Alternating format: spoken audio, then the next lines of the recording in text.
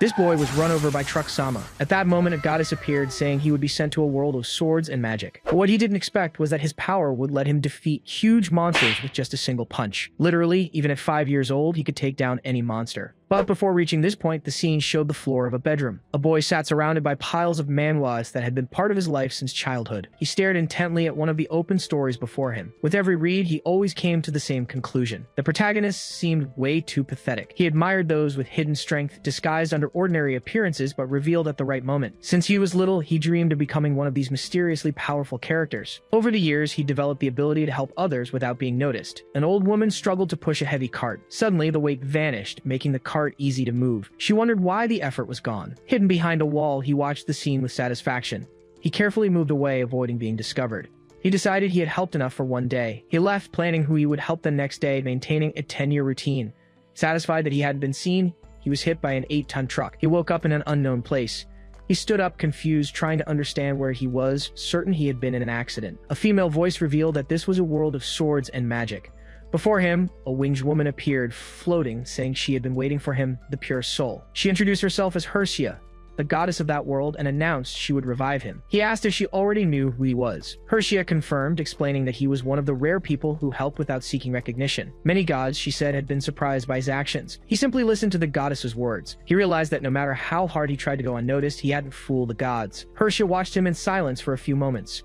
She turned and called him amusing, just as she had expected. She announced that she would grant him a blessing to become whatever he wished. He could be a hero, a demon king, a dragon, or even a powerful ruler. Then she asked what he wanted to become. He replied that he wanted to be an HSC, leaving the goddess confused by the acronym. He shouted that he wanted to become a character with hidden strength. He explained that he always felt something was missing from his good deeds. He remembered fanning people in secret to cool them down, and how he cleaned the streets without anyone noticing. He stated that this wasn't being a true HSC, as his actions were too small. A character with hidden strength lives unnoticed, but reveals immense power when necessary, leaving everyone around impressed by their strength. The goddess finally understood that he wanted to possess overwhelming power, but hidden and ignored. Declaring his destiny, Hersia announced he would be reborn as a commoner in this new world. His strength would surpass that of any hero, demon king, or dragon. However, she warned that the moment his power was revealed, his heart would collapse. He froze upon hearing the condition and asked why that would happen. Ignoring his protests, the goddess wished him peace on his solitary path. 2 years pass, and he concludes that the goddess is terrible at listening to requests. A pack of wolves appears before him, but he assures himself that everything is under control. He faces the giant wolf and declares himself the strongest in the area. In the blink of an eye, all the wolves are down on the ground. He observes the result and comments on how invigorating this strength is. The pack leader gets up and he wonders if there weren't only 5 of them. The wolf then flees at high speed. He watches the escape, impressed by its quickness. As he watches, he realizes his heart isn't affected if only monsters discover his strength. But the wolf is hit by an attack and thrown to the ground. He reaches the animal and asks it to wait. He soon starts running to stop all the remaining ones. After the hunt, he looks around and notices there are no more monsters or people nearby. Urian, a 9-year-old reincarnate, decides to return to the village. As he approaches, he hears someone calling his name. A girl confronts him, asking where he's been without telling anyone, and he replies that he had a stomachache. She scolds him, saying he should have said something and not gone out alone since he's weak. She reminds him of the nearby wolf packs, and he just apologizes.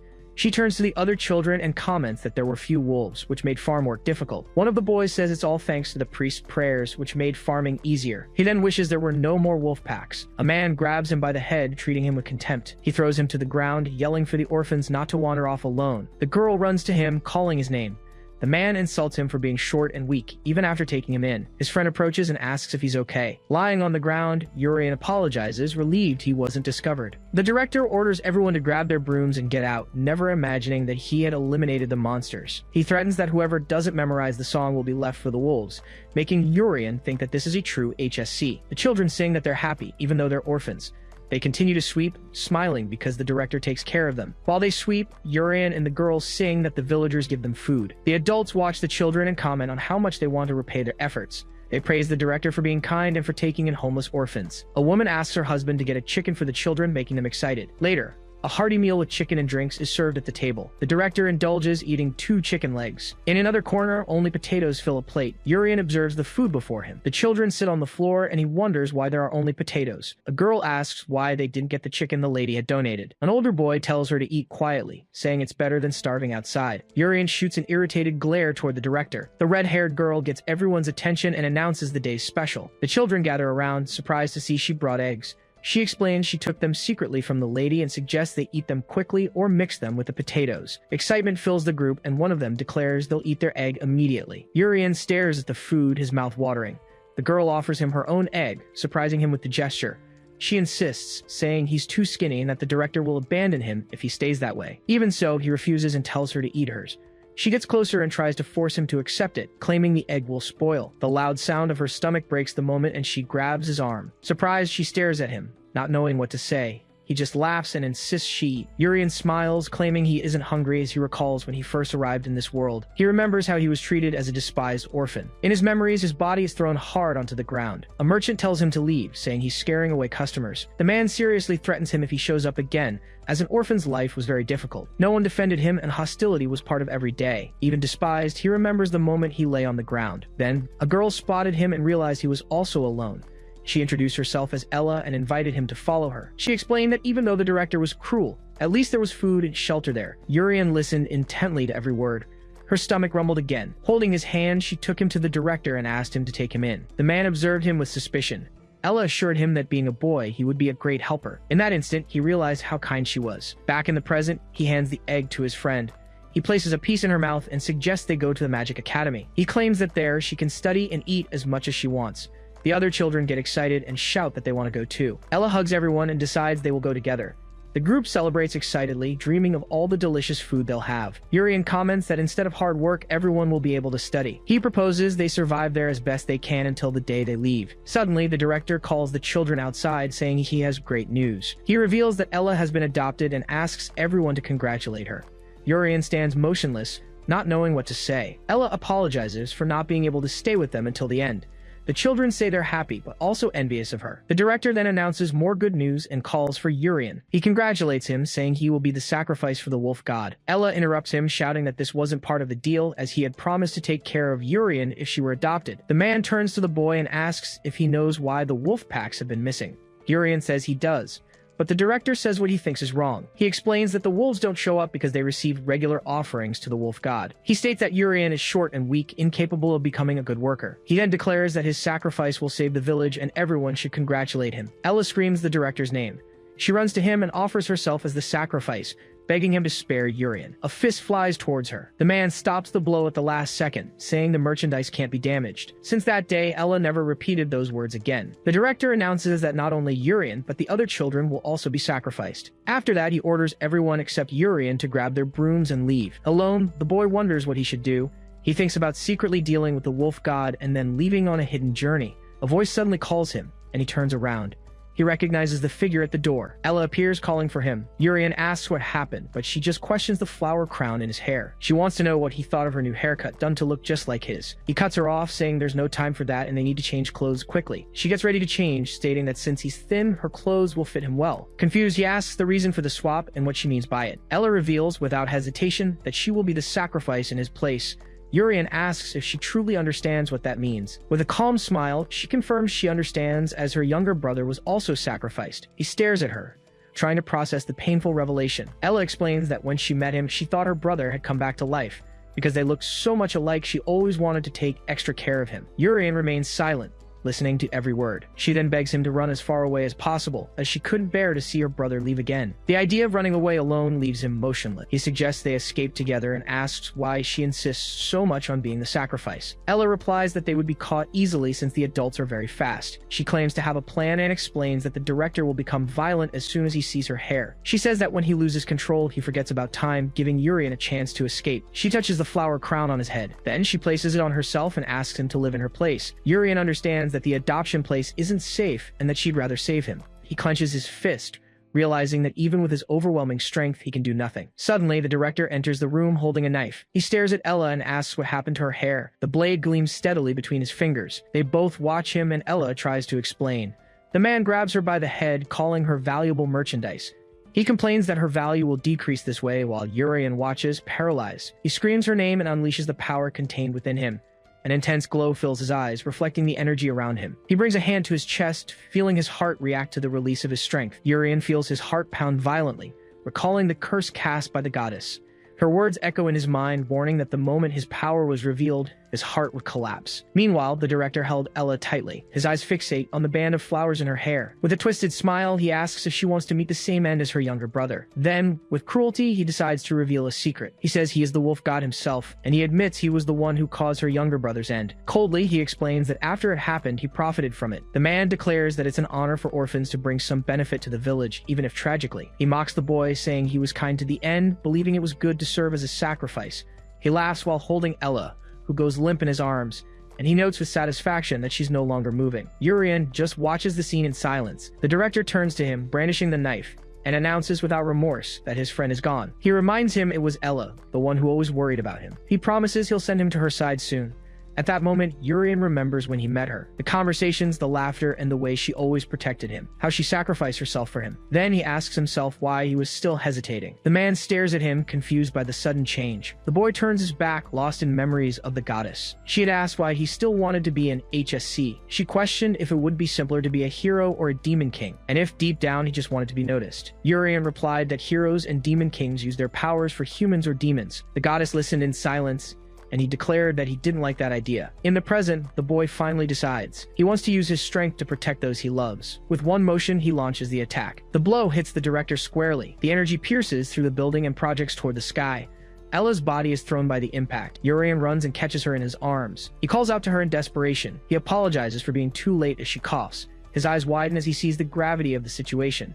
He cries out her name once more, and she responds with a faint murmur. Urian calls Ella's name again. Then, he channels energy into his hands and activates a healing ability. Her wound slowly begins to close. A sigh of relief escapes him when he realizes it wasn't too late. But as he holds her, the memory of the curse returns to his mind. His gaze gets lost in the destroyed horizon. With a firm voice, he declares that he has no regrets. After the explosion of power, he finds it strange that he's still alive. He looks down and sees the director lying on the floor, and suddenly he understands why. If he eliminates his enemies before they realize his strength, the curse won't affect him. In that instant, a formidable protagonist is born, a wielder of hidden strength. Thanks to the goddess Hershia, Urian awakens in a new world. 4 years have passed since he saved Ella from that director. In the middle of the forest, he finds a colossal monster before him.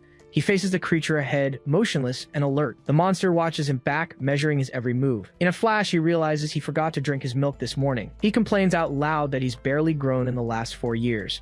He wonders what the average height for a 13-year-old would be. The creature charges and tries to hit him with a devastating blow. In an instant, the monster is defeated and falls to the ground. Urian turns and watches the motionless creature among the trees. He observes the defeated creature resting on the leaf-covered ground. He wonders if eating deer antlers would help him grow. In front of a large building, a voice calls for Ella and Urian. It informs them that they are both old enough to take the magic school's entrance exam. The nun who took them in, Sister Arlen, asks if they prepared well for the test. The other children wish them good luck, and Ella says that thanks to her, they're ready. The sister comments that there must be a reason the Lord took the director and spared them both. She wishes them a divine blessing, and they thank her, promising they'll pass no matter what. The magic school was the dream born in that old orphanage. For Urian, however, there was another reason he longed for it. The last 4 years had been boring, spent only hunting monsters in secret. Now he can't wait to be openly despised by people. He believes that a fantasy world exists for a protagonist underestimated by everyone. That's why he's genuinely excited for what awaits him. Finally, they arrive at the Royal School of Magic, an institution founded by the royal family to train talents capable of protecting the people from monsters. On the day of the exam, a noble named Chris admires the imposing main gate. He looks around, sizing up the other candidates. He notices most of them are wearing blue brooches, a symbol of nobility, just like his own. Suddenly, his eyes widen as he spots a specific candidate. He notices the red brooch pinned to her clothes and wonders if she could be the princess of the royal family. With a smile, he comments that this exam isn't for just anyone. His gaze then turns in another direction, and he questions what exactly he is seeing. Chris spots Urian and Ella approaching, noticing that neither of them is wearing a brooch. Urian starts to laugh at the scene unfolding before them. Chris approaches and asks how such simple creatures dare to dream of entering the magic school. Other nobles join in the taunting, and one of them questions if the two even know how to read. Another suggests they should try just to be grateful for the opportunity. Excitement takes over Urian, as this is exactly the kind of situation he hoped to experience. Irritated, Ella retorts to the nobles, trying to hold back her anger. She soon turns to leave, but Urian's voice calls her back. Ella stops and advises him not to listen to what they're saying. She explains they value status more than people, while Chris watches watches with a satisfied smile. Urian runs hurriedly to catch up with her, asking her to wait. At that moment, a voice announces the start of the school's 29th entrance exam. Headmaster Mages explains that the students' duty is to protect the people with swords and magic. He informs them that the exam will test their fundamental skills with the blade and their magical powers. Other students whisper about the presence of a commoner, doubting his ability to fight. A blindfolded man introduces himself as Ga Ryunbi, the instructor for the swordsmanship test. He instructs the candidates to pick up the training swords in front of them. He demonstrates the exercise by cutting the target behind him with a single sheet of paper. The candidates react with astonishment at the precision and strength shown from a distance. Ga Ryunbi checks the list of names and calls the first candidate Tian. A white-haired girl answers the call and approaches. The instructor positions her and tells her to start when she feels ready. Tian asks if she'll be disqualified if she can't cut the target in one go. Ga Ryunbi replies that she won't, as they have no expectations for the candidate's performance. He concludes by saying that since they are just children, they should simply do what they can. Tian strikes the training dummy. The instructor comments that she couldn't even cut it halfway and calls the next name. Chris steps forward and cuts the target in half. Soon after, Rachel also splits the training dummy in two. Ga Ryunbi checks the list and calls for Ella. She responds and positions herself next to Urian. The boy encourages her, saying the requirement is to cut half and that she can easily do it. Ella thanks him for the encouragement with a brief smile. She takes her position before the target, and the instructor signals for her to begin. The nobles mock her, saying it's humiliating to share the test with commoners. Ella takes a deep breath and focuses all her strength into the blow. She recalls the moment 4 years ago when she failed to protect Urian. Her gaze locks onto the target in front of her. With a single blow, she slices off the entire upper part of the training dummy. Instructor Ga Ryunbi carefully observes the result of Ella's cut. Urian watches her performance with a subtle smile. The candidates react in surprise at the impact of the blow. The crowd is stunned, wondering how a commoner managed to be the first to cut the target completely. Ella firmly declares that now she will be the one to protect Urian, stating that he's still weak. Ga Ryunbi remains silent for a few seconds, analyzing what happened. A magic wand had been placed in the center of the target. Even with all their strength, no other candidate would have been able to get through it. To cut the target, one had to strengthen the weapon with magic. The girl did it unconsciously, something difficult even for an adult. The instructor recognizes her talent and calls the next name on the list Urian. A training sword is stuck in the ground before him. Urian grabs it and prepares to start the test. Ga Ryunbi authorizes him to begin when he's ready. As he swings the blade, he barely manages to scratch the target's surface. The instructor and the candidates observe the result in silence. Soon laughter echoes among the nobles, saying that a weak commoner is still a commoner. Urian just smiles, certain that the next test is about to begin. A new target is placed in the center of the room for the magic exam. Instructor Ji explains they will use a magical tool to hit it. One of the nobles admits he doesn't know how to cast magic, and she calmly reassures him. She demonstrates how the tool creates water even without the user's control. Then she announces that the first candidate will be Chris. Chris raises the wand and fires a jet of water toward the target. The attack hits the center precisely, and the instructor praises his excellent performance. His friends congratulate him enthusiastically. Ji asks him to return to his place and calls the next one Urian. He responds promptly, while Ella encourages him with confidence. Approaching, he extends his hand to receive the magic wand. He takes the object handed to him naturally. The instant he holds it, the wand shatters between his fingers. Chris scolds him, saying a commoner shouldn't even stand before a noble. Urian stares at him in silence, showing no reaction. Ella shouts his name, and the instructor warns that fights between candidates will not be tolerated. He reassures her, saying it's okay as he picks up one of the pieces. He holds the fragment with a confident smile. He thanks Chris, stating that now all eyes are on him. He prepares to take the test with the broken wand. He plans to fail on purpose, aiming for the perfect role of a character with hidden strength. A small amount of energy gathers at the tip of the fragment, but as he tries to cast the spell, immense power explodes in his direction. Urian is stunned by the unexpected force of his own attack. Ella and Instructor Ji look at the scene, and all the other candidates watch the result. Urian is speechless at what just happened. He looks at the cracked wand and realizes he's in big trouble. The candidates react, confused by the unexpected test result. Instructor Ji and Ella stare at Urian, trying to understand what happened. Chris and his friends mutter in disbelief at what they just saw. Urian wonders if the magical tool broke because of his mana's strength. He shouts that it's the tool's fault, claiming it must be defective. Chris refuses to accept it, insisting a commoner could never damage something like that. Some nobles comment that the item was already worn out and just happened to break on his turn. Bowing, Urian thanks Chris, relieved by the convenient excuse. He looks at the broken wand and complains that it's too weak for his power. Then, he turns to the target, determined to keep up his act and not expose himself. Headmaster Mages announces the final test, facing a magical bear in the forest in teams of 3. He explains that great skills are worthless if you can't face monsters. Ella turns to Urian, excited about the final test. She reminds him they're one step away from their dream and need to give it their all to pass. Urian agrees enthusiastically as a voice announces the team assignments. The same voice informs them that candidates with the same mark must gather to form their groups. Ella notices the symbol appearing on her chest. A candidate approaches, pointing to the identical brooch pinned to his clothes. He and his partner call for Ella to join them and head to the forest. Nearby nobles react, outraged at the luck of a commoner joining the princess's team. Urien smiles, seeing Ella's group formed. Ella says goodbye, promising to do her best. He waves back, wishing her luck. He soon realizes he's still standing with other candidates, but no mark has appeared. He starts to wonder if he's been left without a team until two classmates approach. The pair joins him, completing the unassigned team. One of them approaches excitedly and confirms if he's speaking to Urien. He introduces himself as Rishel and says he watched him during the test, asking that they get along. The girl beside him introduces herself as Tien. Urien agrees, relieved to finally have a team. Two nobles watch the group form and exchange malicious smirks.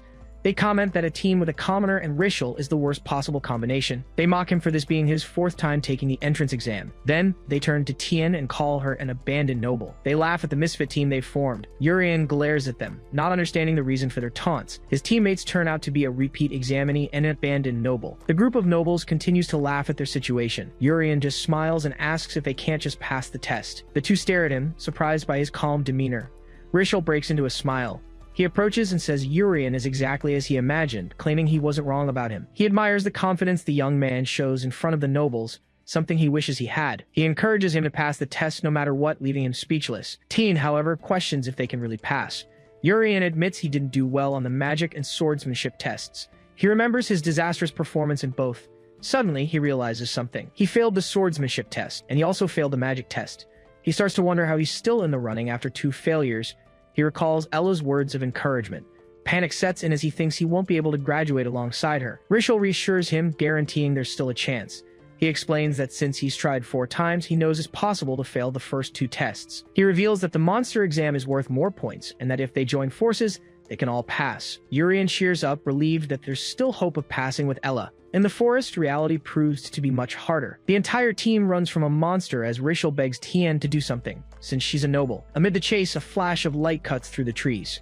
The group stops, and Rishel comments that the test is as intense as he imagined. Urien understands he needs to stop the magical bear to be admitted to the academy. He realizes, however, that he can't do it with these 2 companions. He asks himself what he should do, certain he could face 100 of them alone. Rishel states that at this rate, they'll all fail. Tien declares this is her last chance, and she absolutely cannot fail. She suggests they focus only on getting the monster's molar. Rishel agrees, explaining that since they're too weak for a direct fight, they must focus on retrieving the molar. In that moment, he has a brilliant idea. Urien asks if that's even possible, but Rishel assures him he knows a way. He notes that the magical bear always keeps its molars exposed. He claims that if they follow his instructions, they can get the molar without defeating the creature. He feels lucky, as bears are the easiest monsters in all the hunting tests. He hands something to Tien and tells her to spread it on her body. Tien holds the object and asks what it is. Rishel reveals it's a hunting essence. Explaining the plan is to enrage the monster with the scent and then damage its molars. Tien is left speechless by the explanation. She tries to argue that it sounds too risky. Rishel reassures her, saying it'll work anyway as he breaks the object. He adds that the bear monster ignores everything when it's eating, which only worries Tien more. He prepares to act but is suddenly interrupted.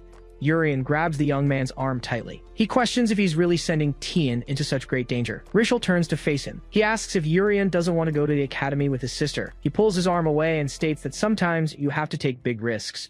He challenges him to come up with a better way to stop the monster. He yells that they'll never succeed because they're from the lower class.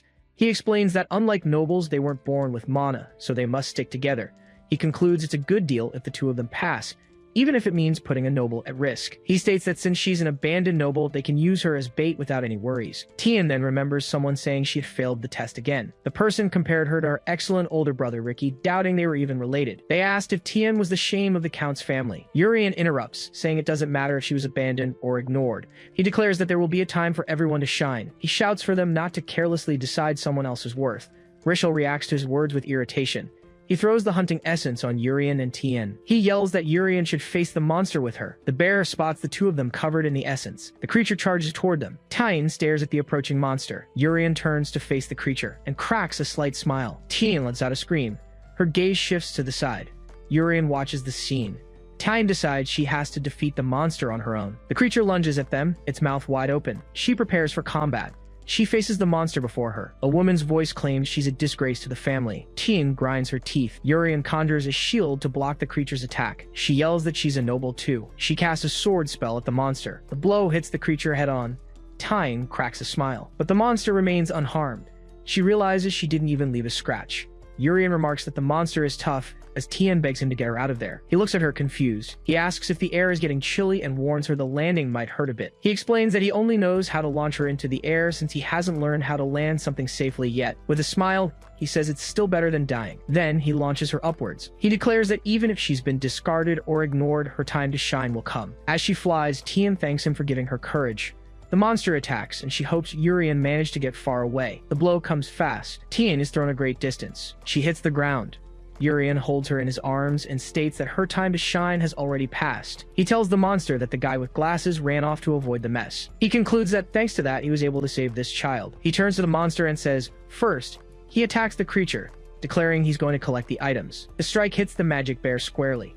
Urian wonders if he should set up a prank for when the guy with glasses returns, asking where he went. Hidden, Rishel watches the scene. In a flashback, a student questions another group about what they're doing. The group of commoners glares at the nobles. Chris, accompanied by the princess and Ella, states that swords and staves should only be raised against monsters. A commoner calls out to a girl in the group, offering to help her pass the exam. Chris asks how they would do that since only the headmaster has the power to pass or fail a student. The young man reveals they plan to make the nobles fail so they can pass in their place, but he's scolded for revealing the plan. Chris realizes the lower class has united, and the student shouts that it's the nobles' fault for wanting everyone to fail together. He repeats the invitation to the girl and taunts the group, asking if they really think they can beat him with her on their side. The commoners' leader replies that they won't be the ones to defeat him, while his companion warns him not to reveal anything else. Ignoring the warning, he shouts that the monsters will do it, as they're using the bear to eliminate the nobles. Chris states that he understands the situation. He comments that he'd noticed the increase in lower-class participants and concludes this must be the reason. The princess deduces they knew the bear is enraged by the scent. As a member of the royal family, she laments the situation. She declares it's shameful for future protectors of the citizens to use monsters for something like this. She calls for Ricky and orders him to capture everyone alive. She affirms that the royal family will investigate who manipulated the test and exploited the monster's traits to endanger their peers. Ricky advances, sword in hand. He prepares to attack. He unleashes a strike against the commoner students. The blow hits the young men. Ricky stares them down. One of the students tries to speak. Then, he yells for everyone to spray it. The liquid is launched toward Ricky. The liquid stops midair, floating around him. A commoner asks what's happening. He realizes the blood dries before reaching its target. The princess extends her hand and orders them all to surrender. She declares that their plan has failed. Ella watches the scene and states there's no need for her to act. The commoner's leader stares at the outcome. He shouts that this is their only chance and there won't be another. His companion warns him that if they get caught, all will be lost. Even so, he draws his sword and orders everyone not to give up. The other students prepare to fight. The princess is hit and wonders how far they will go. 4 bear monsters emerge from the forest. Ella turns to the creatures.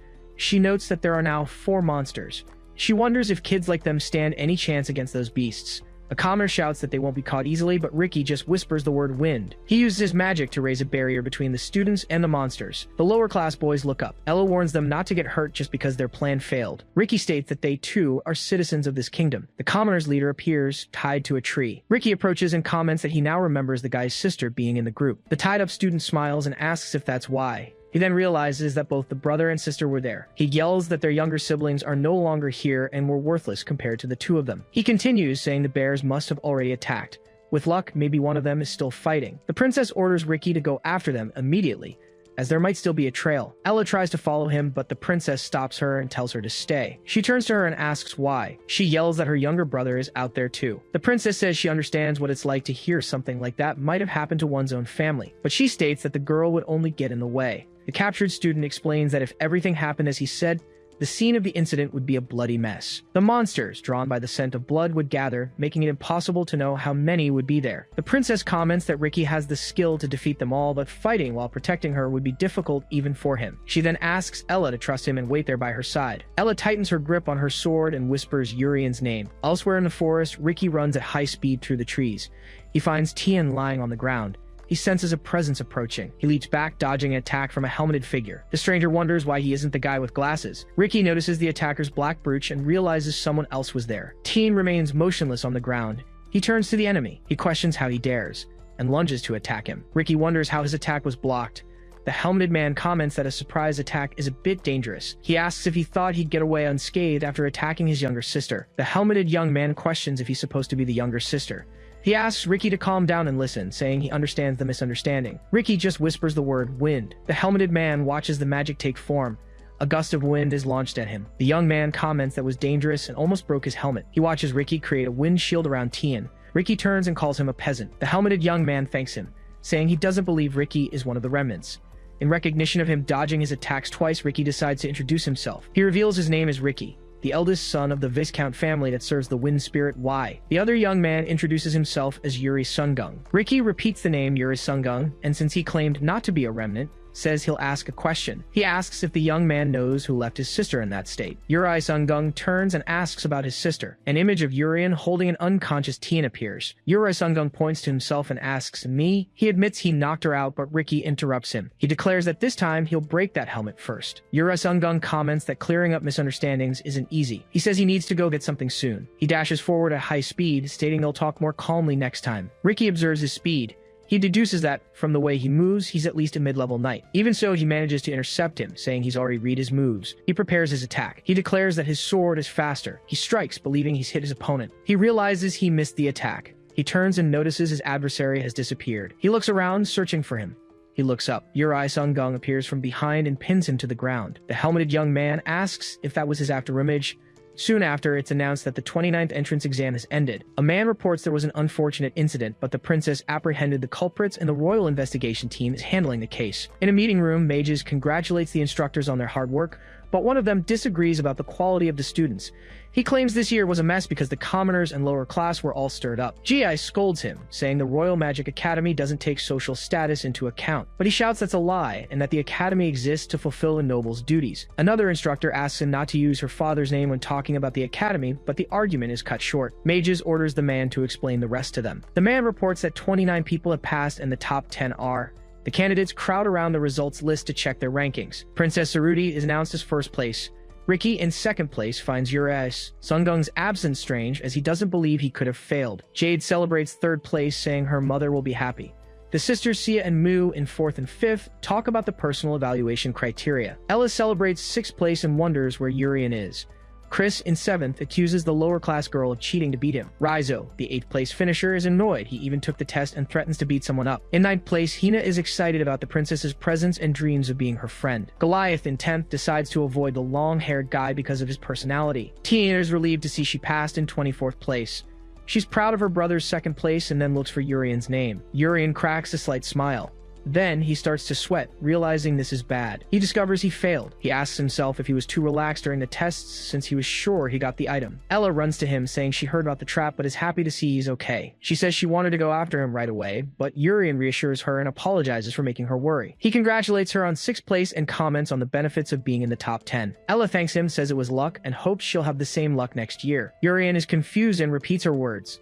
Next year, she announces she won't be enrolling and suggests they enter together next year. He reminds her that their goal was to attend the academy together. Chris appears, laughing, and says it's great they can fail together. He keeps laughing. Ella and Urian stare at him. The guy with strawberry blonde hair watches them. Soon after, he starts cackling again.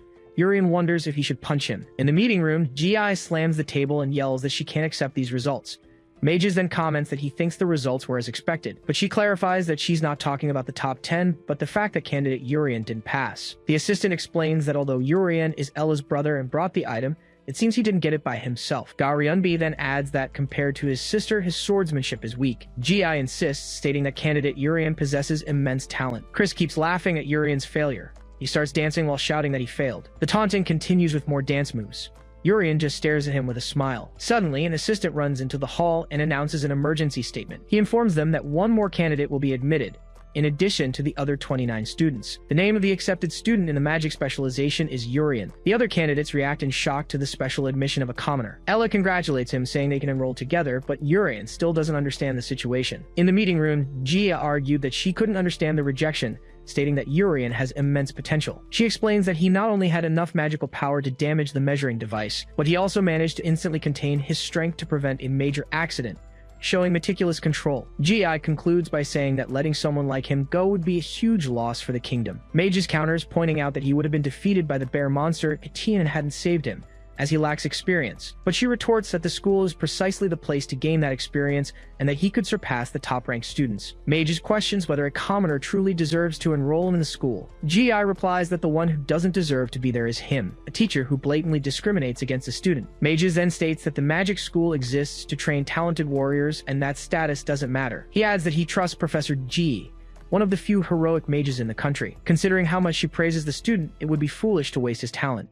Using his authority as the director, he accepts Urian as a special admission student in the magic course. But he imposes one condition. If Urian fails to produce the expected results, he will be immediately expelled. Back in the hall, Urian murmurs the name Yuri Sungung. He places a hand on his own head, estimating the height of the one who saved him. Suddenly, he realizes who it is. He remembers the bear monster test, when the masked figure carried Tian. His eyes widen with the discovery. Tian, from a distance, watches in their direction. Urian turns to a training dummy and knocks it down with a wooden sword strike. Tian watches him from afar, thinking that there's no way that person is just that. Ella asks what that was, but Urian says he doesn't know. The next day, news spreads that the top 10 students and the special admission student are in the advanced class. In front of the classroom, Ella says she's nervous, and Urian tells her to relax. When they open the door, they find a large lecture hall already filled with students. The first-ranked student, Princess Saruti, is sitting next to the second-ranked Ricky. Meanwhile, Sia, the fourth-ranked, is showing something to Mu, the fifth. Jade, the third, looks surprised, and Hina, the ninth, admires the princess from afar. Ella, the sixth-ranked, asks where they should sit, while Urian feels like he's back in elementary school. He wonders what education is like in a world of magic, guessing it's less developed than in his past life. Suddenly, Raizo, the 8th-ranked, appears behind them and orders them to get out of the way. Ella agrees and moves aside while Urian wonders if he's the school bully. Chris stands up and calls out to Raizo, who turns to face him. The 7th-ranked student asks if he just arrived. Raizo simply replies, "So what?" Chris scolds him, questioning how he could arrive after the commoner when he should be setting an example. Raizo repeats aggressively, "So what?" Chris bows and informs him that he is ranked 7th, while Raizo is 8th. With a smile, he tells him not to be late from now on. Raizo stares at him in silence. He asks if Chris is implying he's stronger just because of a small difference in rank. He steps closer and states that a test like that isn't enough to judge him, before asking if he's challenging him. Ella whispers that they're fighting, but Urian invites her to sit in the empty seats. Goliath comments on the fight, and Hina just watches them. Jade watches the scene from the front row. As she sits down, Ella comments that she's never sat in such a soft chair, and Urian agrees. Jade turns around and introduces himself. Ella also says her name, but he replies that they don't need formalities in the same class. He tells Urian that it's incredible for a commoner to get into the advanced class, and that it's an honor to be with him. He proposes they set status aside and be friends, and Urian accepts. He asks if he's Urian, Ella's younger brother, and the boy confirms, clarifying that they aren't biological siblings. The information surprises Jade. He praises Ella's excellent swordsmanship, stating that she's a perfect role model and deserves to be in the advanced class. He says he's looking forward to seeing what Urian is capable of and hopes he proves his worth. Urian looks at him with a subtle smile. Suddenly, an argument breaks out among other students in the room. The school bell rings, marking the end of activities. As they walk through the courtyard, Ella comments that there wasn't much to do on the first day. She says the real classes will start tomorrow. She turns to Urian and says they're finally at the magic school. She suggests they have fun until their other siblings arrive, and he agrees. From a distance, 2 upperclassmen watch them, surprised that they are actually commoners. One of them comments that the school's standards have dropped to the point of allowing commoners in the advanced class, something unthinkable in his time. Urian notices that the 2 guys are second-year students. They approach and demand to be greeted properly.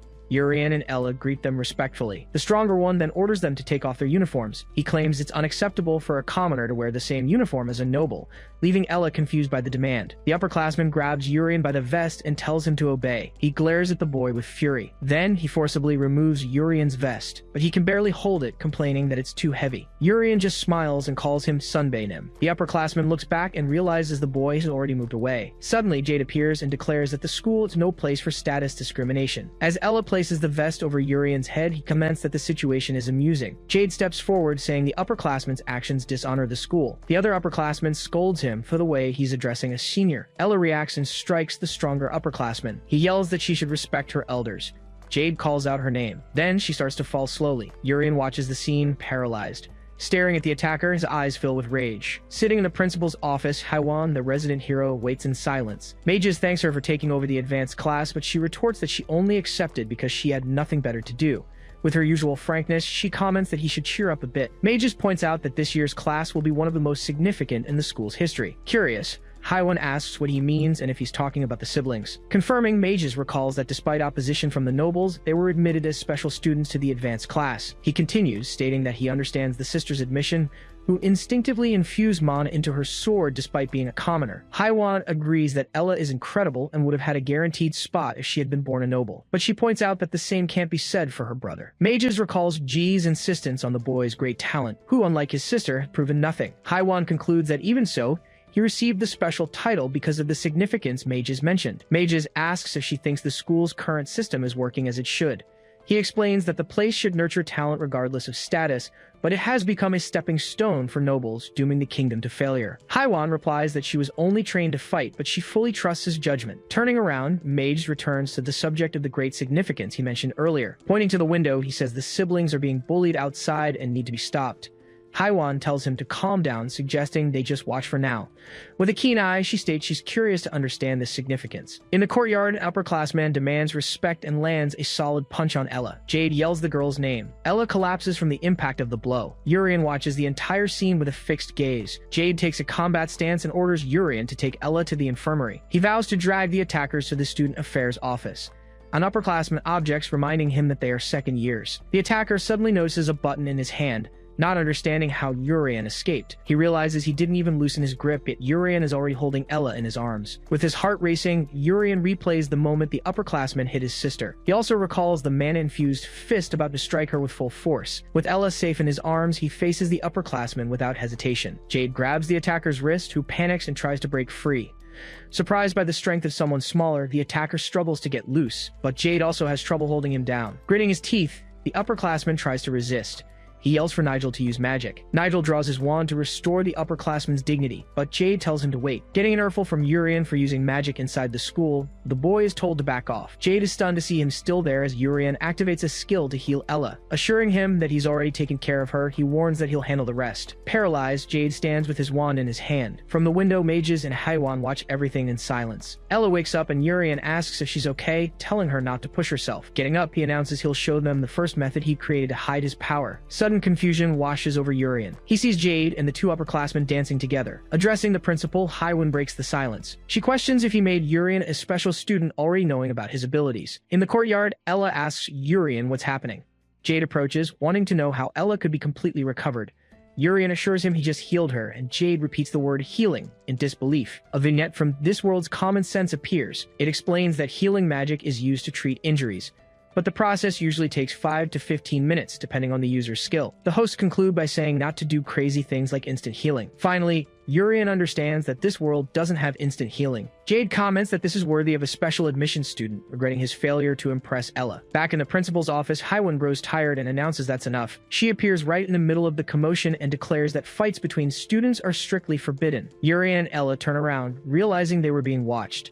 With a serious expression, Haiwan faces the two of them. She comments that there are many interesting students this year. She tells everyone to leave and promises to pretend she saw nothing, since it's the entrance ceremony. The upperclassman apologizes, thanks her, and still vows to get revenge on the freshmen. Later in the dorm, Urian gets excited when he discovers he'll have a private room and a bed. He tells Ella the dorm is amazing and starts to laugh. His laughter goes on, and she calls out his name. Sounding surprised, Ella admits she didn't know he was talented enough for a complete instant heal. Not realizing it was such an incredible feat, Urian admits he had no idea either. Ella states that with his talent, he'll be recruited to an extraordinary place after graduation, and she feels they'll end up drifting apart. Calling her name, he tries to get her attention. His firm gaze meets hers. Ella declares that she doesn't intend to lose to him. After all, she'll be by his side and is also part of the advanced class. She suggests they support each other until the end, and Urian agrees with a nod. The next day, a teacher greets the class and introduces herself as the one in charge of the advanced class. Haiwan announces that she hopes to get along with everyone. Hina and Goliath react with surprise, realizing the resident hero will be the advanced class's teacher. Whispering, Ella says that the person from yesterday is their teacher, while Urian asks what resident hero means. Haiwan asks if they enjoyed the private rooms, exclusive to the advanced class. She explains that ordinary students with no merit don't receive such privileges. The teacher adds that food, uniforms, and facilities are part of the benefits of being there. If they remain in the advanced class until graduation, they will live envied by others. But she warns that the school system includes demotion. Haiwan clarifies that even though they entered through the test, low grades will result in being dropped to the common class. She then reveals that the number of students who graduated from the advanced class last year was 0. Urian breaks into a smile, stating that he's really excited about all this. With a piece of chalk in her hand, Haiwan announces the start of class. Looking at the board, Urian is surprised by what she writes. With a nervous smile, he thinks that maybe he got off to too good of a start. In the advanced class, evaluation is absolute. This means the number of students changes every year. Unlike regular students, the members of this class receive tremendous support. They're practically guaranteed a successful career the moment they graduate. But if their grades drop, they're immediately demoted to the regular class and all their honor vanishes. Last year, not a single student managed to graduate from the honors class. It remains to be seen if Urian, our protagonist, will be able to graduate. Walking up to the blackboard, Instructor G announces that this is their first class. Urian reacts to what's written on the board. Chris also stares at the board, trying to confirm if that is mathematics. The instructor watches him in silence. He asks for permission to ask a question, and Gi allows it. The young noble wants to know why they have to study math in a magic academy since he wants to learn magic. The instructor then turns the question back on him, asking why he wants to use magic. According to Chris, his goal is to become a powerful sorcerer and help the kingdom, but Jia states that you don't need mana to become strong. Knowledge of the world is what truly matters, according to her. Nigel remarks that knowledge allows one to surpass their innate abilities. Urian questions this. To demonstrate, Gi ignites a flame on her fingertip and asks how to make it grow. Chris answers that you just need to inject more mana. Making the fire larger, Gi confirms his answer is correct. She explains that normally the fire would be strengthened with more mana, and Chris reacts with satisfaction. But Gi asks what to do if you can't inject more mana and looks at the girl with her hair tied up. Ella suggests using support spells from other sorcerers, but Gi rejects the idea. The flame moves towards the chandelier as Gi comments that there's a better way to amplify fire without mana. With her other hand, she casts a spell. She reveals that wind is the best way. A huge fire tornado takes shape, leaving the students speechless. Ella notes that when fire meets wind, it grows exponentially. Urian adds that it's a combustion reaction. Gi faces the class and states that this is knowledge, and the reason they shouldn't focus only on increasing their mana. She announces they need to learn about knowledge and proposes starting with a simple test. Complete silence fills the room. Everyone focuses on the test, writing with their quills. The instructor stops the exam and begins to check the answers. She informs them that 3 students got everything right. Chris reacts, having guessed on 2 questions. The first one with a perfect score is Princess Saruti. Ella cheers at her result. Next, the instructor announces Raizo as the second name, surprising Chris. Tian notices the sweat on his brow and asks a direct question. She wants to know if Chris didn't get a perfect score. She reminds him of his noble status and his good performance on the entrance exam. She points out that the rankings change monthly, but says she doesn't care much about it. She just wants him to do well starting tomorrow. Chris is left speechless by her comment. Gi builds up the suspense for the last student with a perfect score. The name is revealed, Urian. Princess Saruti, Sia, and Ricky react with surprise, and Chris is stunned to see the commoner at the top. Ella gets excited when she hears his name. A faint smile appears on Urian's face. He reveals that in his past life, he was a high school student in South Korea who struggled with the competitive private education system. He states that he can solve these kinds of problems in his head with no effort at all. He's certain he's the best student in this academy. Sitting next to him, Goliath comments that his result is impressive. The young noble declares he won't lose to Urian. Ending the simple tests, Ji promises to give everyone a gift. She holds a small insignia in her hand. Then she throws several insignias toward the students. The advanced class emblems float to each of them, and the instructor tells them to pin them to their vests. With these, they now have access to everything within the academy, including the highest quality meals prepared exclusively for the advanced class. Approaching Ella, Urian points and says it's meat. Tasting a piece, Ella comments that the meat melts in her mouth and declares that the advanced class is truly the best. She tells Urian she wants to stay in the honors class forever, and he replies that they can if they perform well. Urian asserts that they need to work hard to maintain high grades. Gi asks if they enjoyed the meal and announces the start of the monster hunting class. She explains that unlike the morning's test, this class will impact their grades and, in the worst case scenario, could result in demotion. Urian warns Ella about the class's impact on their grades, and she guarantees she'll take first place. But the instructor reminds them that they're still freshmen and too young to hunt monsters alone. Gi reveals she has called in some upperclassmen for a joint hunting class. 2 upperclassmen arrive, and Nigel comments that he missed his adorable freshman. Urian notes that their teamwork will be evaluated, suggesting they should get along. The blonde upperclassman approaches and reinforces that teamwork is crucial for the test. He threatens that if he reports any disobedience, their grades will plummet. He says they don't need to be afraid, but that upperclassmen can be angels or demons depending on their attitude. Goliath turns to Ella and Urian, apologizes, and recommends they cooperate for now. He declares that even if it's unfair, he must stay in the advanced class at all costs. Goliath clenches his fist, determined. Ella agrees that they also need to stay, but Urian hesitates. He questions if they'll get a good evaluation just by obeying, while the upperclassmen laugh. Analyzing the two, Urian decides he can't let them jeopardize his grade. An idea strikes him. He approaches and respectfully calls them seniors, leaving Nigel and the other one surprised. He proposes they make a bet. The older upperclassman gets angry, asking how a commoner dares to propose such a thing and what a freshman could possibly do. But Urian assures them they will show what they're capable of right then and there. The blonde senior accepts the challenge without hesitation. He kicks a barrel full of weapons toward the freshman. Nigel orders them to grab swords and staves. With the seniors already armed, he proposes a mock battle, promising to acknowledge them if they win. Another senior warns them not to get hurt as his sword is real. He continues, saying the teachers won't know if an injury came from a monster or a human, and Urian questions the nature of the battle. The boy asks if they really want to fight with real swords. Nigel just tells them not to be so scared. The three freshmen thank them for the opportunity, and Goliath celebrates being able to stay in the advanced class. Ella asks Urian which sword she should choose, and he tells her to just grab anyone while the seniors watch. The swordsman senior tells Nigel not to go easy, and he agrees. Suddenly advancing, the senior attacks Ella, who blocks the blow firmly.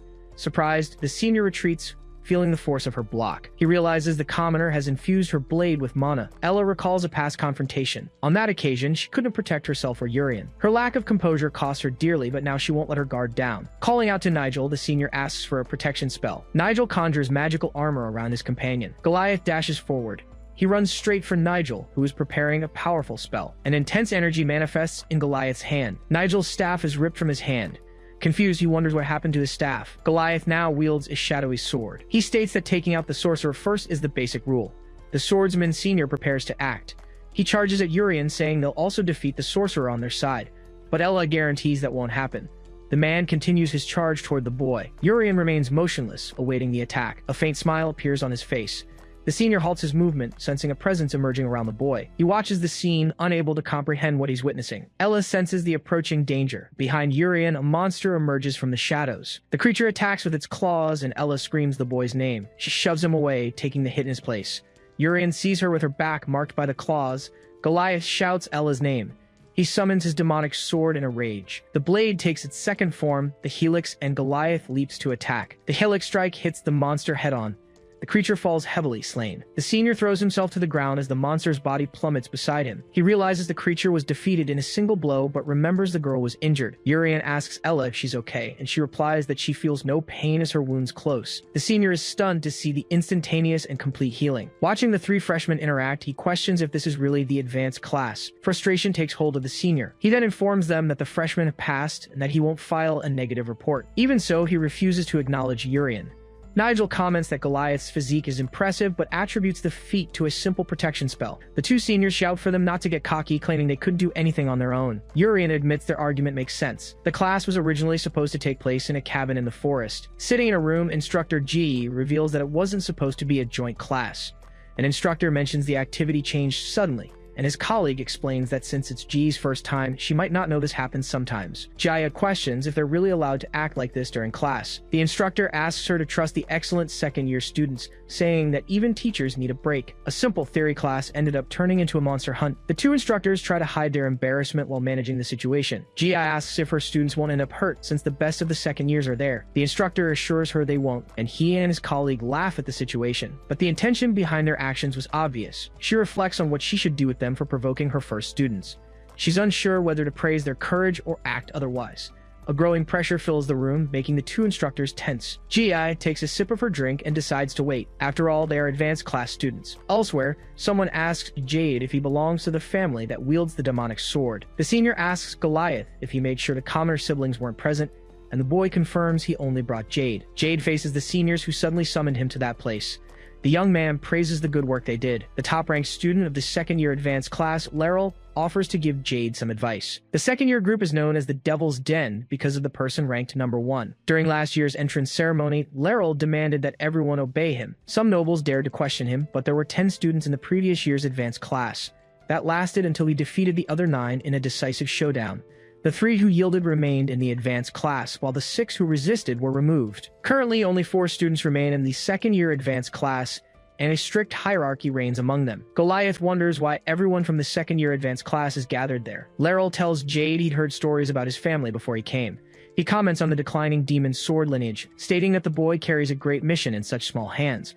He reminds him that if he doesn't graduate from the advanced class, his family will collapse. In a memory, Jade's father asks what a magic tool is. He shows irritation at seeing people incapable of wielding demon swords using mana swords as if they were common. He explains to his son that with the popularization of magic tools in the kingdom, their family, the guardians of the demon swords, began to decline. Sitting at the table, the father calls his son in a firm voice.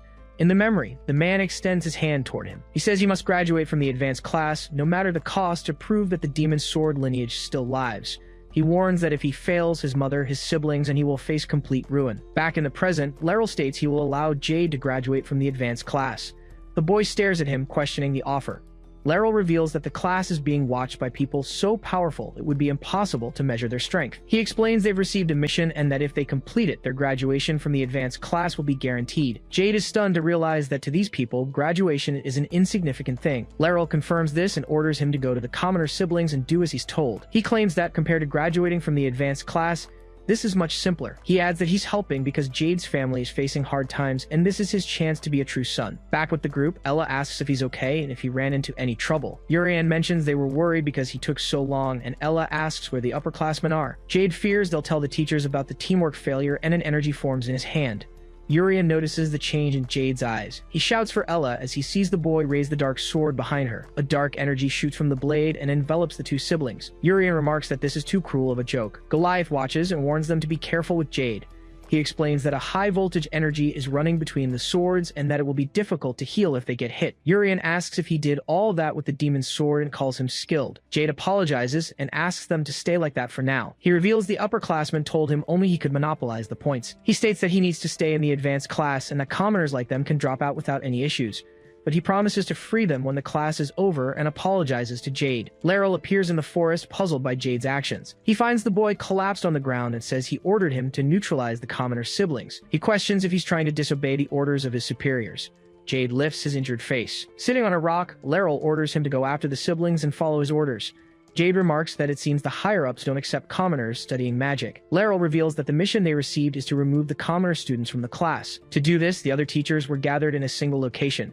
He states that the mission must be completed. He reminds him not to disappoint the higher-ups and says this is his chance to save his family and be a good son. Laryl stares at the boy, wounded on the ground. He says he doesn't understand his actions and reminds him that he needs to graduate from the advanced class. He asks why he would do so much for a couple of poor commoners, but Jade corrects him. He states that they are Ella and Urian. The upperclassman retorts that it's only been a day or two since they were admitted. Not enough time to form any bonds. Jade clenches his fist on the ground and says he's not doing this out of closeness. He asserts that Ella's talent with the sword deserves to be in that class, and that although Urian is weak and struggles with magic, he is intelligent and will become an adult capable of leading the kingdom to prosperity. His healing abilities are also remarkable, and in the future, he will be recognized and heal many of the kingdom's sick. Jade declares that they both have a future, and that they will bring a light brighter than any noble who judges solely by status.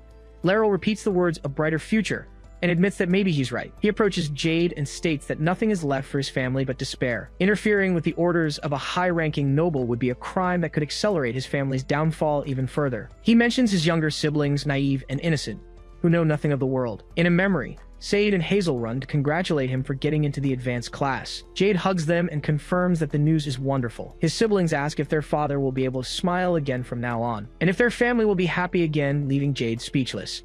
He remains silent in the face of their question. Then Jade hugs them again and asks them to believe in him. He promises to graduate from the advanced class as he thinks of his siblings and his father.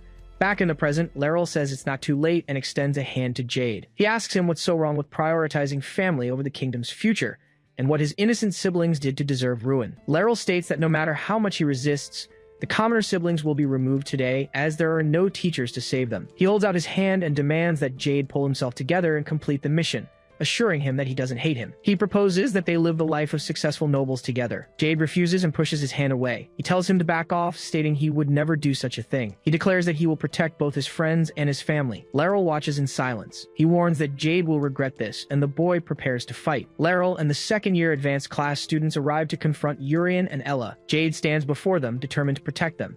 He prepares to face Laryl, who admits his opponent is stronger than he expected. Jade charges forward, refusing to let them win. His defeat would put Ella and Urian in danger. Laryl reveals a small dagger, claiming he'll strike him 10 times before defeating the siblings. Jade questions the use of such a short dagger. He then rushes forward at high speed, but his body freezes mid-motion. Seizing the opening, Laryl strikes him with precision. As Jade feels the impact, his adversary comments that he's used longswords before but prefers daggers. He likes to see his opponents up close. Jade falls to the ground and Laryl coldly informs him that 9 strikes remain. One of his companions celebrates the activation of the movement sealing skill, while another admits it's still terrifying. Nigel explains that they also struggled at first, but Laryl doesn't really fight. He just launches a one-sided assault. Laryl eyes his blade and warns that he'll attack again in 10 seconds. The countdown begins with Jade still on the ground, but he rises, wielding his demonic sword and bracing himself as the count continues. Using the sword's fourth form, he creates an energy whip and lashes out at his enemy. Laeral raises his hand at the last second to block the blow, successfully defending himself. However, Jade's body freezes again. Laeral appears behind him and strikes his back. The blow is powerful, and the attacker remarks that Jade's reactions are interesting. He then hurls him to the ground and starts another countdown. He remains standing, watching as the seconds tick by. At the last moment, Jade activates the sword's third form, creating multiple spears that shoot toward his enemy. The spears hit Laeral dead on. His companions are impressed. They remark that this year's advanced class is extraordinary for Jade to create so many spears even at a disadvantage. Jade supports himself on the ground with one hand, panting as one of the spears pierces Laeral's hand. Even after being hit, Laeral attacks him again from behind. Another countdown begins. The fight takes place near Urian's hiding spot, where he watches in silence. He tells Ella that what they heard about the scores must be a lie. Worried, she fears the upperclassmen are threatening Jade again and wonders if he'll survive. Urian tries to calm Ella, saying it'll be fine if it's just those two. Still, he admits he has a bad feeling. In the clearing, Jade is on his knees, exhausted. One of the upperclassmen steps on his head, but quickly retreats in fear. Laeral scolds him, telling him to leave if he's going to hesitate. They're here to win at any cost. The guy apologizes and quickly backs away. Laeral turns to Jade and asks if he's still standing.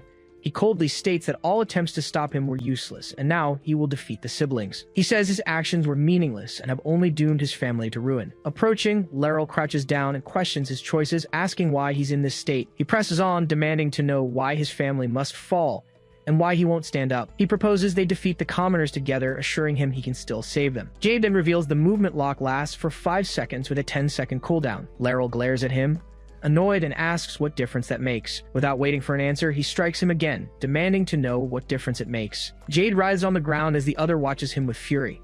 Laeral pulls the spear fragment from his hand and asks why he keeps resisting. He reminds him that he needs to graduate from the advanced class and asks if he doesn't care about his own family's ruin. But Jade remains still, listening to his enemy question why he's trying so hard for mere commoners. With a faint smile, he asks why Laeral doesn't just submit. He repeats the question, asking why he acts this way for ordinary people. Then he pushes himself up with effort and asks if Laeral has any real friends. He states that he can't even describe how pathetic he is. Laeral's eyes fill with fury. He lunges forward, trying to strike Jade once more. The blow is delivered with force, but something stops him mid-swing. His dagger is sent flying by a sudden attack. Jade kneels, watching in surprise. He asks Urian what he meant about monopolizing the scores. Urian heals him completely and warns him not to show off again. Jade says his name, still stunned. The other students are shocked by the instant recovery, confirming the rumors were true. Laeral remains silent as Urian approaches the upperclassmen. With a firm gaze, he warns them they won't be leaving unscathed, especially the sinister-looking one. He orders them to get ready. Laeral gives him a menacing smile. He picks up his fallen dagger and calls him an insolent fool. He charges, shouting that he'll crush him for getting too close, but Urian remains motionless, awaiting the attack. He faces the enemy's advance with a confident smirk. He creates a sphere of energy in his palm. Using the second form of the demon's sword, he lands a direct hit on Laeral. Laeral notices that Jade has already recovered his energy, recognizing the instant and complete healing. He reacts to the blow he just received. Jade approaches and asks Urian why he came. He continues, saying Urian should have known how dangerous this place was. Urian points out that Jade was seriously injured. Jade is confused as he thought he had healed him and asks if he missed something. Urian reassures him, confirming his healing was perfect and that Nuna is also fine. He explains he was protecting the princess's team, and Jade questions why she's here. Jade says that's a relief. Laeral interrupts, asking what they're whispering about and complaining that he's feeling left out. Jade is surprised by Laeral's confession of loneliness, while Urian finds the comment curious. He senses Laeral's mana overflowing with killing intent. Jade warns Urian to get ready to run. Urian remarks that the man is far more dangerous than he imagined, despite having just arrived. Laeral asks who said he would let them escape. Jade notices Laeral is using the ability that restricts their movements again. He wonders which of them is truly being held in place. Laeral charges forward with a dagger, and Jade questions which target he's aiming for. He reacts to his opponent's speed and summons the demon's sword. He then uses the 8th form to forge his shield and block the attack. Jade states it was predictable that Laeral would lock his movement. Laeral insults him. Urian asks if that can even be called a sword, finding the situation convenient, while Jade realizes the paralysis was meant to force him to protect Urian. Laeral questions if he predicted the attack since he created the shield before his body stopped. He grabs Jade and comments on his squirming and resistance. Urian curses at his rival, calling him ugly. He warns that if Laeral ever shows his face again, He'll kill him before he even realizes he's there. Laryl reacts to the threat and asks what that's supposed to mean. He wonders why he feels afraid. Urian activates his healing ability on Jade, who asks why Laryl has stopped attacking. Jade stands up and declares this is their chance to defeat the enemy. Laryl loses his patience and yells at the group. He says he's had enough and gives his allies 10 minutes to defeat them all. 3 students appear behind him. They celebrate the order, saying they've been waiting for this. Jade admits he had forgotten they were there. Laryl taunts that he doubts they could get away from him, let alone the entire second-year advanced class that now appears. Jade reacts to the new threat. He asks himself what he can do in this situation. He tells himself to stop the useless thoughts, as nothing will change if he just cowers. He focuses on finding a way to escape. He clenches his fist, forcing himself to think clearly. He is determined to find a solution. But Urian interrupts, stating that he's done enough. Then Urian touches Jade's shoulder. Jade reacts with confusion. Urian catches him as he faints and asks if he's all right. A student scoffs, saying that in the end, Jade just fainted from fear. Urian tells him to lead the rest to him and get some sleep. Elsewhere, a sword is stuck in the ground and someone comments that they're late. Ricky, ranked second in the advanced class, asks if they aren't going to get their teammate. Nearby, Ella confides in the princess that she also finds the situation strange. She explains that Urian promised to be right back and wonders if something is wrong. Princess Saruti, ranked first, agrees and suggests they go look for him. A student notices that they've followed immediately. Laryl then orders them to find and kill them, as no witnesses can be left alive. He complains that the guy ran off while carrying someone on his back. Laryl stops as he senses an approaching presence. He addresses the helmeted figure and asks who it is. A student demands he get out of the way, reminding him they're on a mission from their superiors. Yuri Sungung remarks that it's been a while since his last workout. He takes the opportunity to stretch and hopes no one dies too easily. Laryl asks one last time who he is. The helmeted figure identifies himself as Yuri, the genius swordsman. Laryl orders them to attack while he's standing still, and 3 students charge forward. A smile spreads across Laryl's face. The first was Zine Kang, a symbol of strength capable of shattering rocks with his bare hands. The second was Yahello, a strange boy who took pleasure in killing. And the third was Kelly, the weakest of the group but known for completing any mission she was given. Laryl states that they are all excellent subordinates and promises the stranger before them will be taken down slowly. He asks if that's all the opponent can do. Suddenly, the bodies of his allies are thrown violently backward. Laryl turns around confused. The 3 subordinates are now stuck upside down in the tree trunks. Laryl observes the scene in silence. Yuri Sungung declares that the restriction ability doesn't work on him and tells Laryl to stop with the petty tricks. Laryl repeats the words petty tricks with contempt. Yuri scolds him, telling him to listen when someone is talking. Laryl charges with a dagger, but his attack is easily blocked. Yuri states that it wouldn't work. He then asks if that's the only thing Laryl knows how to do. Laryl just glares at him in silence, annoyed. Laryl unleashes a barrage of strikes, but Yuri defends against every attack.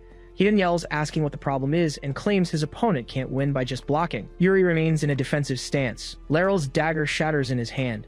Laryl stares at the broken dagger as Yuri asks if he's the top-ranked sophomore. He then expresses his disappointment, saying he won't even get a workout if this is all Laryl can do. Laryl glares at him. A smile spreads across his face. He reveals it's been 4 years since he's used a longsword. Laryl charges forward to attack, and Yuri says he's looking forward to it. He closes in at high speed. Yuri asks if he's trying that again. He then questions why Yuri would think his ability is limited to restricting movement. Revealing the reason he's the top ranker, Laryl curves his blade and strikes Yuri's shoulder. Yuri observes the mark on his shoulder. The reason is that no one can keep up with his speed. Last year, he was responsible for the assault case during the advanced class entrance ceremony. But the board of directors at the Royal Magic Academy announced that he is vital to the kingdom's success. Laryl then questions how he dares to think he can match his speed. He declares that speed is power. Yuri comments that he has a tough body as he planned to neutralize his left arm, but he only managed to leave a mark and then points to the mark itself. He then states that's not his mark. Laryl looks down, confused to see a large mark on his own chest. He then realizes the situation. Laryl reacts to the impact of the blow. Yuri finds the situation tedious as Laryl drops to his knees. Laryl then claims that the kingdom's future depends on his talent. Yuri retorts, saying that's rich coming from someone who just tried such a dangerous act. He then remains silent. A memory shows Laryl dragging a young Jade through the forest. He then stands over the fallen boy, holding a dagger. Jade appears, fallen and beaten on the ground. Back in the present, Yuri calls out to him. He approaches and warns him that he won't let him get away so easily. Laryl then asks who he is. Yuri raises his sword and says goodbye. Far away, Princess Saruti questions a dark energy as Ricky reacts. Ricky then says the name Yuri Songgong. He recognizes him as the main culprit in the entrance exam case and prepares a wind spell. The princess tells Ella that they need to move too. Ricky rushes through the forest at high speed. He keeps his focus on the path ahead. Arriving at the scene, he confirms that the top-ranked sophomore. Yuri stands over Laryl's fallen body. Ricky steps forward and calls out to Yuri Songgong, but the helmeted figure asks him to just call him Eurus. Ricky questions him, asking if Laryl, the best of the sophomores, wasn't good enough for him either. He then asks why Eurus isn't trying to eliminate the students, and he replies that he hasn't eliminated anyone. Ricky asks if he doesn't plan on telling the truth, but gives up and grips the hilt of his weapon. He then prepares to attack, stating he'll force him to confess.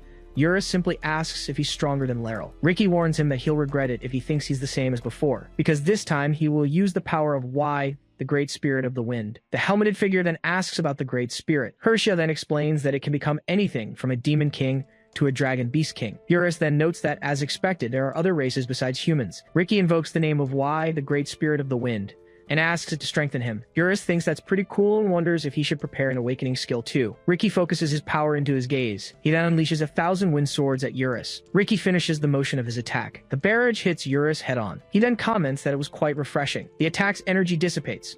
Eurus then grips the hilt of his own sword. With a single swing, he bats away the remaining blades. He then wonders if this will work. Ricky's weapon begins to be enveloped by an energy. He sees the brief moment his opponent lowers his guard as a golden opportunity. Ricky then prepares to end the fight with a single blow, but Eurus watches the attack approach and says that it's pretty good. He then asks a question about the 2 letters his opponent is about to see. Ricky prepares to give the answer. Eurus appears behind him and strikes, revealing the answer is afterimage. He scolds him, complaining that Eurus snuck up on him again. Eurus then remarks that, even so, he's better than the rest of the second-year students. An announcement informs them that the first-year honor class's senior joint class has been cancelled. The reason was that Yurisu, the suspect in the incident with the nobles, appeared and confronted the students again. Ji-ai then walks with determination down a hallway. Director Mages calls her by name Haiwon. She asks if he received a report. He confirms, saying he heard about the incident while the other teachers were looking for her. Ji-ai explains she was prevented from going to the scene, and the director comments that he didn't think she was the type to hold back. She then reveals she stayed put on purpose, as she never imagined her students would be affected. Ji-ai believes this was done by someone with high authority, capable of directly manipulating the teachers. Director Mages agrees, stating he also believes the culprit is a high-ranking noble. She then stares at him seriously. An image of her damaged classroom flashes in her mind. Amidst the wreckage, she addresses the director. Then she says she hopes he is not involved in this incident. Mages calls her by name Haiwon. He states that the situation is unsettling, and not just for her. Ji-ai says she's also furious that the students were affected. He swears he isn't involved and reveals he is interrogating the teachers who detained her, as he believes they were following orders. She then asks him to investigate the second-year honor students, since they were the ones who confronted her students. The director informs her that they are recovering from the confrontation with Yurisu, and that the investigation will begin shortly. Ji-ai then wonders if Yurisu could be a spy sent by the Empire. Mages replies that it's not confirmed yet, but they need to find out soon. He concludes that this person is a dangerous entity who might be hiding in the school, preparing their plans in secret. Urian delights in 2 large pieces of meat. Ella exclaims the food is delicious and offers a sweet to Urian, who is also feasting on meat. He then wonders if this will cause him to fall behind in the honor class, even if they plan another dangerous lesson. Chris questions their attitude, but Rizzo scolds him with irritation. Chris challenges him to settle it in a direct confrontation, but Rizzo replies that he will regret the challenge. Hina and Goliath comment that they were also affected by the culprit but seem fine due to their instant recovery. Sia then comments that she's envious of that. Mu reacts suddenly. Sia then asks what's wrong. Jade approaches, calling for Ella and Urian. He says he's happy they are both safe, and Urian asks if Jade is okay. Jade confirms he fainted suddenly, but is fine, as it happens occasionally. Ella then tells Jade that he tried to risk himself to protect them. She then asks that, from now on, he not try to do things alone so they can overcome this together. Jade asks Ella if they are precious friends, and she reacts to the question. He's happy with the idea, but Urian comments that Nuna comes first, followed by the lunch menu, and only then Jade. Jade then wishes himself good luck. In the senior joint class that could have led to demotion, all the first-year students made it out safely. Urian also made it out safely in the honor class.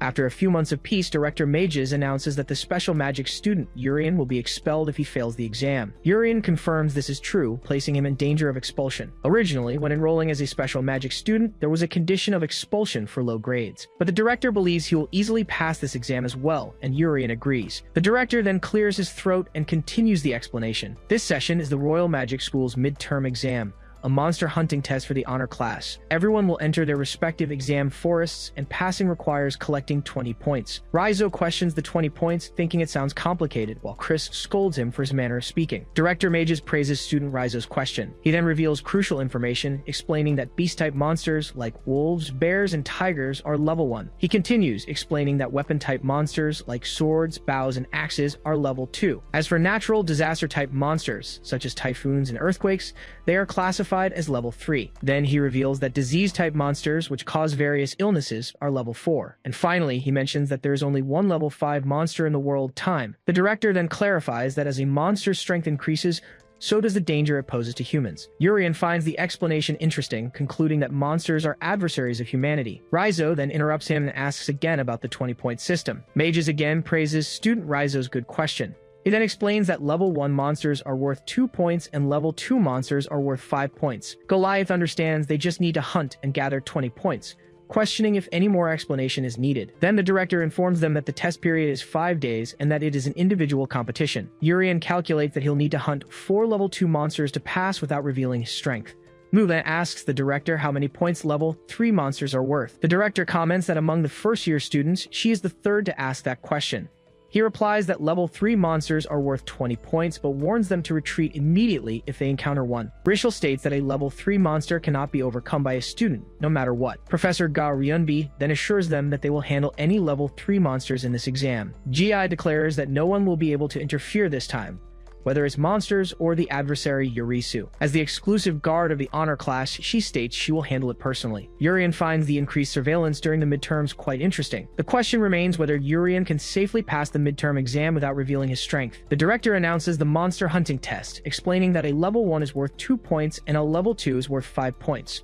Urian understands that although the test is easy, he needs a total of 20 points to pass. It turns out that many eyes are watching this test, and especially those of instructor Jie. Chris approaches and asks Urian if he knew the test is an individual competition. He then taunts him, questioning how someone who can only heal could possibly gather 20 points alone. Ella defends him and assures him she will help in some way, but Urian just thanks her. He then replies that he actually prefers it this way. Professor Ga Ryunbi approaches the director. He informs him that he has already sent the students to their designated locations. Mages congratulates him, while a female teacher uses a crystal sphere to observe the students. The sphere then begins to connect with the test locations.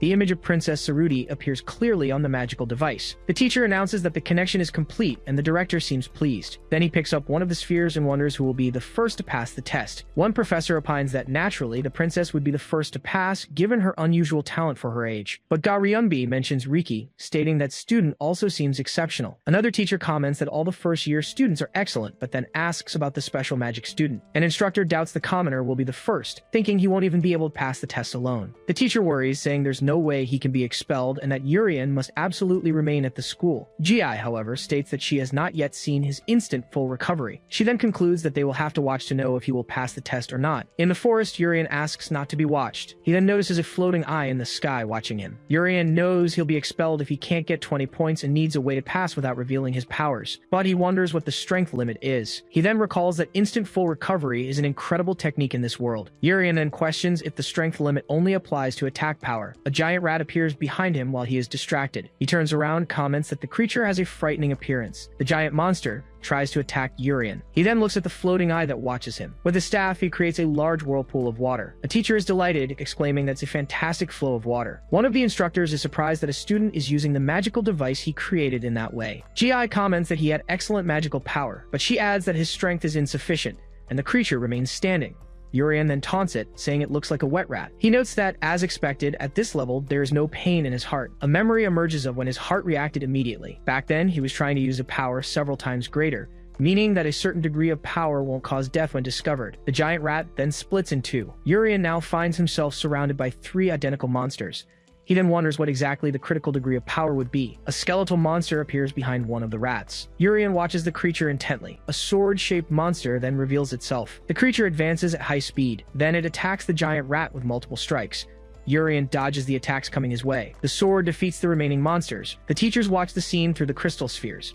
After the smoke clears, the battlefield falls silent. Then he uses his ability to recover. A teacher celebrates the instant recovery while an instructor is surprised there's no damage. Urian then comments that a level 2 monster like that was worth 5 points. He then wonders if Ella is collecting her points well. Jade warns Ella to be careful with the monster in front of her. The creature reveals itself to be a level 2 monster. Jade then suggests they take care of it quickly to find Urian. Ella comments that he might be in trouble as the axe monster prepares an attack. Jade and she then watch the creature approaching. He lunges forward to intercept the monster's blow with his own skill. Then he tries to hold back the approaching attack. Jade reacts to the creature's power. Ella joins him to help block the blow. Together, they join forces to resist the attack. Jade struggles to maintain the defense, but the force of the impact hurls them backward. Jade then thanks Ella, and she says she managed to stop the attack thanks to him, her precious friend. He reacts to the comment while Ella mentions her hands are still numb. She realizes a level 2 monster is much stronger and fears Urien could get seriously hurt. Ella then shows her determination. She declares they need to hurry, take care of the monster, and find Urien. Jade then agrees with the plan. Ella agrees, and Jade comments that it will be difficult for that guy to gather points alone.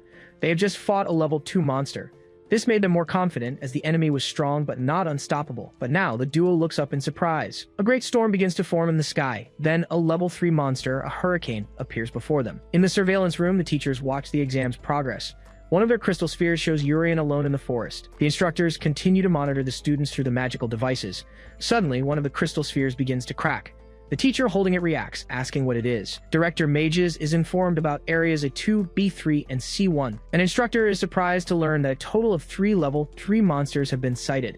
Mages then states that this is strange. This was the forest designated for first-year students, where only level 1 and 2 monsters were supposed to appear. Faced with this unusual occurrence, he calls for Garyunbi, Jerry, and Haewon. He then orders them to move to the locations where the level 3 monsters were spotted. Mages declares that they must protect the students, the future of the kingdom, no matter what. In the forest, the hurricane monster manifests. Ella looks up, wondering what's happening. She then wonders what exactly that level 3 monster is. They wonder where to start and how to attack that thing. Jade then yells for Ella to focus.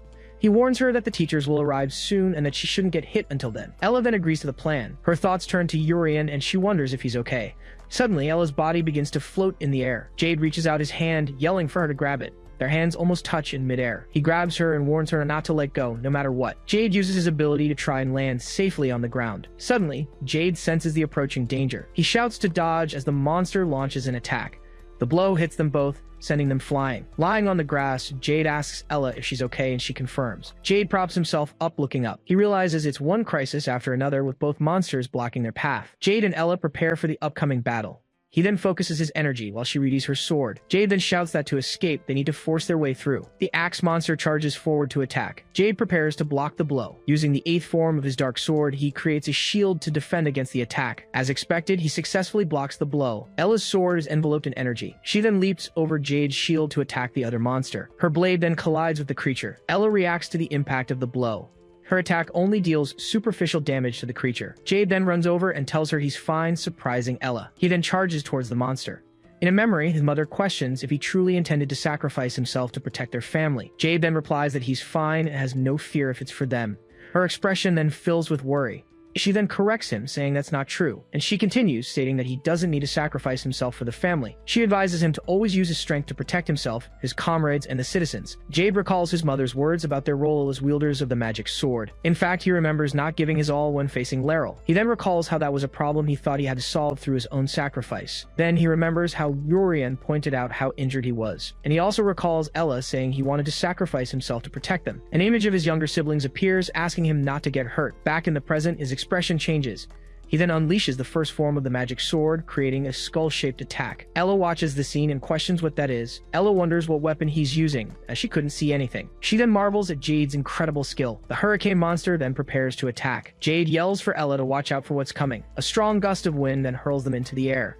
The pair reacts to the unexpected situation. She is then surprised at how a mere gust of wind could make them fall like that. She then braces for the fall. Ella realizes that if they fall from here, they'll definitely... She then thinks of Urien. Suddenly, their fall is stopped in midair and they float safely. Ella lands gently while Jade falls to the ground, and she asks for Urien. Urien then reveals himself and questions if that's a level 3 monster. Jade calls out to him, saying he's relieved he's okay. Urien reminds him that the teachers are on their way, then turns to the monster and asks if it's worth 20 points. Urien suggests the 3 of them try to defeat it, leaving Jade and Ella surprised. Jade questions if he's serious and how he can even think that after seeing what happened. Ella feels ashamed for being scared and recognizes that Urien is a bigger person than her. But Urien just excitedly repeats that it's worth 20 points.